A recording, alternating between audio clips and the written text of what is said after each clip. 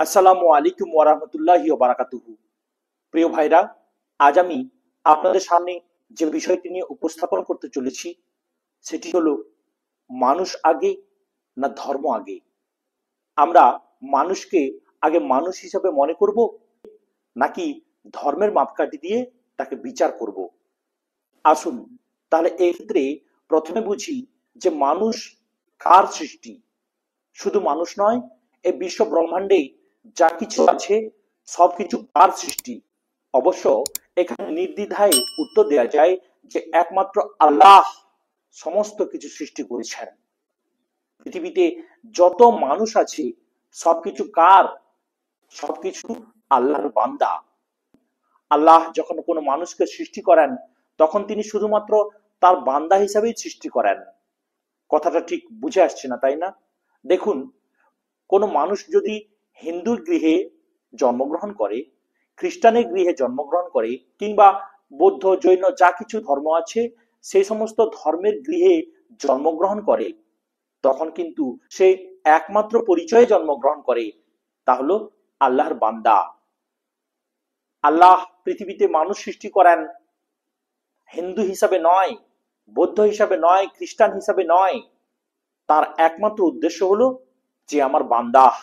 আর অবশ্যই কোরআন ও হাদিস মতে সমস্ত মানুষ সৃষ্টি হয় মুসলমান হিসাবে, তার মানে আল্লাহর বান্দা হিসাবে। আল্লাহর মনোনীত ধর্ম যে ইসলাম। তাহলে হিন্দু ধর্ম, বৌদ্ধ ধর্ম এগুলো কি আল্লাহর ধর্ম নয়? না, আল্লাহ কেবলমাত্র একটি ধর্ম হিসাবেই মানুষকে পৃথিবীতে পাঠান, আর সেটি হলো ইসলাম ধর্ম। তিনি শুধু মানুষ সৃষ্টি করেছেন তার ইবাদত করার জন্য। আল্লাহ পাক সৃষ্টি করেছেন একজন মানুষ হিসেবে। যখন মাতৃগর্ভ থেকে সে দুনিয়াতে আসে, একটি মাত্র তার পরিচয়, সে হচ্ছে আল্লাহর বান্দা। এবার আমরা কি করি না, ইসলাম ধর্মে যদি আমরা জন্মগ্রহণ করি তাহলে আমার মা বাবা বা বাহ্যিক পরিবেশ আমাকে ইসলামিক পরিবেশে বড় করে তোলেন। আর ওই বাচ্চাটা যদি হিন্দু ধর্মের কোনো গৃহে জন্মগ্রহণ করে তখন সে হিন্দু ধর্মের রীতিনীতি অনুসারে বড় হতে থাকে। অপরপক্ষে জৈন, খ্রিস্টান সবকিছুই এক। তাহলে আমাদের মেন পরিচয় হলো আমরা মানুষ এবং আল্লাহ পাকের বান্দা। আপনি কোন একটা পরিবারে জন্মগ্রহণ করলেন, আপনার ভাই বোন এসব কিছু আছে। আপনার ভাই বোন বা আপনার পরিবার কার অন্তর্ভুক্ত? না আপনার বাবার অন্তর্ভুক্ত। মানে আপনার ভাই বোন আপনার বাবার সন্তান। ঠিক সেরকম আমরা মুসলিম হই, হিন্দু হই, জৈন হই, খ্রিস্টান হই, যাই হই না কেন, আমাদের একটাই পরিচয়, আমরা মানুষ এবং আল্লাহ পাকের বান্দা।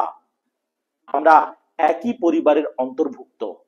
শুধুমাত্র আমরাই পৃথিবীতে এসে ভাগ করে নিই, আমি মুসলিম, তুমি হিন্দু, তুমি জৈন, তুমি খ্রিস্টান। এটাই আমাদের একমাত্র পরিচয় হওয়া উচিত যে আমরা সবাই মানুষ। তাই আজকের বিষয়, আমরা মানুষকে মানুষ হিসাবে গ্রহণ করব না আগে ধর্মের দিকে তাকে বিচার করব। বিভিন্ন ধর্মে একথা কি বলছে সে নিয়ে আজ আলোচনা করছি। আসুন, পবিত্র কোরআনে আল্লাহ পাক কি বলেছেন?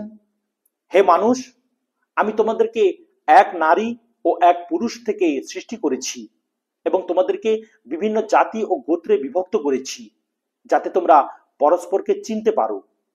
লক্ষ্য করুন, আল্লাহ বলেন চেনার জন্য, ঘৃণার জন্য নয়। আমাদেরকে বিভিন্ন গোত্রে আল্লাহ পাক পাঠান, এ নয় তাদের ধর্মগুলো আলাদা আলাদা।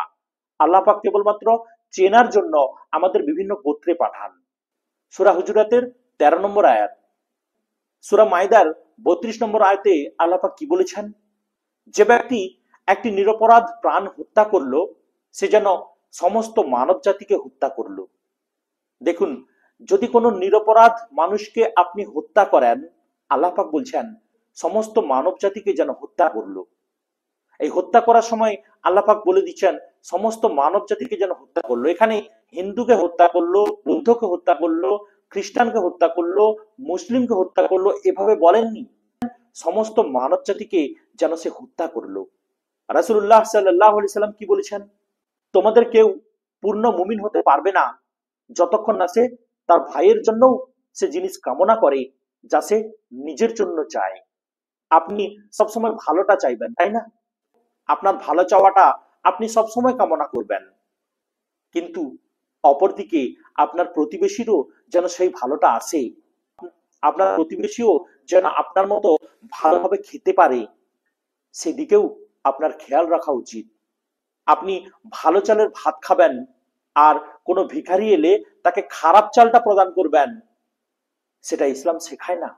আপনি যদি খারাপ চাল খান, ভালো চাল খেতে পান না, তাহলে আপনি সেই খারাপ চালটা ভিখারিকে দিন, তাতে কোনো সমস্যা নেই। কিন্তু আপনি খাবেন বিরিয়ানি চালের ভাত আর কোনো ভিখারি এলে তাকে রেশনের চালটা প্রদান করবেন, ইসলাম কিন্তু শেখায় না। নবী পাক সাল্লাল্লাহু আলাইহি সাল্লাম কি বলছেন? আপনি যেটা ভালো মনে করেন, ভালো চান, ভালো খান, ভালো থাকেন, ঠিক সেরকম আপনিও কামনা করবেন যে অপর মানুষও আপনার মতো ভালো থাকুক। এবার আসি হিন্দু ধর্মের বিভিন্ন গ্রন্থে মানুষকে ভালোবাসার দিক থেকে কি বলেছে। ঋগ্বেদে বলা হয়েছে, সর্বে ভবন্তু সুখিন সর্বে সন্তু নিরাময়া, অর্থাৎ সবাই সুখী হোক, সবাই সুস্থ থাকুক। ঋগ্বেদের একটি শ্লোক আপনাদের কাছে উপস্থাপন করলাম, তাতে বলা হয়েছে কি, সবাই সুখী হোক, সবাই সুস্থ থাকুক, ভালোটাই চাইছে, তাই না? আবার উপনিষদ কি বলে? আত্মা সর্বত্র বিরাজমান, সে হিন্দু বা মুসলিম নয়। উপনিষদ বলছে, যখন মানুষ আত্মা হয়ে যায়, যখন মানুষ এই পৃথিবী থেকে তার দেহ ত্যাগ করে, সেই আত্মা হিন্দু মুসলিম বলে কিছু নয়, সে সর্বত্র বিরাজমান। আত্মার পরিচয় মানুষ। গীতা কি বলে? যে ব্যক্তি আনন্দে, দুঃখে, লাভে, ক্ষতিতে সমান থাকে, সেই ব্যক্তি সত্যিকারের যোগী। তাহলে কি বলছে এখানে? যে ব্যক্তি আনন্দে, দুঃখে, লাভে, ক্ষতিতে সবকিছুতে সমান থাকে। আনন্দে আছেন, ভালো আছেন, দুঃখে আছেন, তবুও ভালো থাকুন, লাভে আছেন, তবুও ভালো থাকুন, ক্ষতিতে আছেন, তবুও ভালো থাকুন, তবেই তো সে আসল যোগী। মানে আমরা যখন দুঃখ পাবো বা আমাদের যখন ক্ষতি সাধন হবে, তখন আমরা ভালো থাকবো না, মানুষের অপকার করব, ক্ষতি করব, আমি ক্ষতিতে আছি, অপরকেও ক্ষতি করব, এ সমস্ত ধারণা গীতা কিন্তু বলছে না। তাহলে দেখুন, হিন্দু ধর্মের বিভিন্ন গ্রন্থে কথা কি বলা আছে যে মানুষকে ঘৃণা করো? না, সেখানেও বলা নেই ঘৃণা করো, কোরআনেও বলা নেই ঘৃণা করো, নবী পাক সাল্লাল্লাহু আলাইহি ওয়াসাল্লামের কোনো বাণী তো নেই যে মানুষকে ঘৃণা করো। সকলেরই একটি উক্তি, মানুষ হয়ে মানুষকে ভালোবাসো। খ্রিস্টান ধর্মে মেথিউ চ্যাপ্টার নাম্বার 5 এবং 44 নম্বর ভার্সে কি বলা হয়েছে? তোমার শত্রুকেও ভালোবাসো, যারা তোমার বিরুদ্ধে কাজ করে তাদের জন্য প্রার্থনা করো।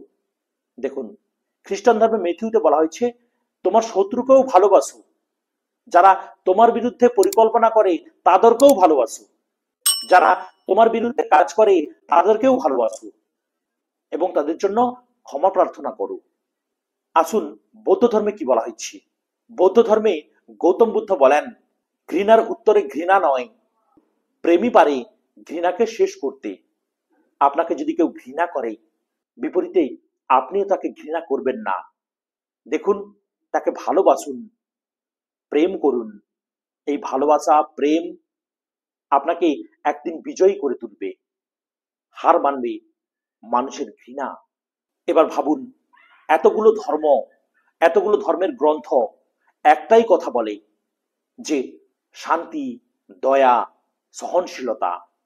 আপনার মধ্যে শান্তির কামনা হওয়া উচিত, আপনার মধ্যে দয়া থাকা উচিত, এবং মানুষ যদি আপনাকে ঘৃণা করে, আপনি সহনশীল হবেন, ধৈর্য ধরবেন, ঘৃণার পরিবর্তে তাকে ভালোবাসবেন। এটাই তো আসল ধর্ম, তাই না?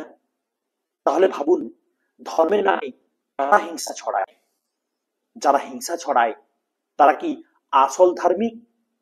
ধর্ম মানে আত্মা শুদ্ধ করা, ধর্ম মানে অন্যের অধিকারের প্রতি শ্রদ্ধাশীল হওয়া, ধর্ম মানে সত্য কথা বলা, অন্যায় থেকে বিরত থাকা।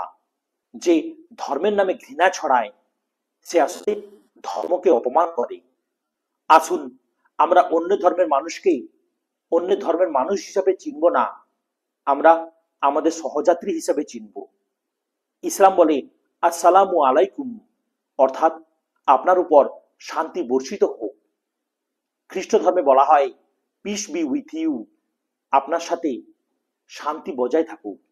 তাই সব ধর্মেই বলা হয়েছে শান্তি, সম্মান, ভালোবাসার কথা। আমরা একে অপরকে ভালোবাসবো, শ্রদ্ধা করব, সম্মান করব। এটাই তো আমাদের আসল মানবিক ধর্ম হওয়া উচিত। আমরা বিভাজনের বেড়া ভেঙে ভ্রাতৃত্বের বন্ধনে আবদ্ধ হয়ে থাকব, এটাই আমাদের কামনা হওয়া উচিত।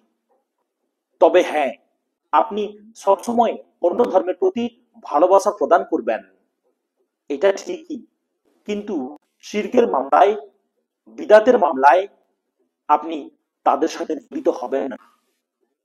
মানুষকে মানুষ হিসেবে মনে করুন, কিন্তু সেই মানুষ যদি আপনাকে শিরকের কোনো কাজ করতে বলে, সেক্ষেত্রে কিন্তু আপনি পিছিয়ে আসবেন, তাদের মধ্যে জড়িত হবেন না। কেন? এটা ইসলাম শেখায় না। মানুষ বিপদে পড়েছে, ইসলাম ছুটে যাবে। মানুষ বিপদে পড়েছে, হিন্দু ধর্মের মানুষ ছুটে আসবে। কিন্তু এক আল্লাহ পরিবর্তে অন্য কাউকে মানা আমাদের কাজ নয়। প্রিয় ভাইরা, আসুন আমরা মানুষকে মানুষ হিসেবে গ্রহণ করি, তাদের সাথে একসাথে বসবাস করি, তাদের ভালো মন্দ এসব কিছুর খোঁজ নেই। এটাই তো আসল মানবিক ধর্ম, তাই না? আমরা একই পরিবারের অন্তর্ভুক্ত হয়ে একে অপরের সাহায্যে হাত বাড়িয়ে দিই, একে অপরের ভালোবাসায় জীবনটা সুন্দর করে গড়ে তুলি। এটাই আমাদের কামনা, এটাই আমাদের বাসনা হওয়া উচিত।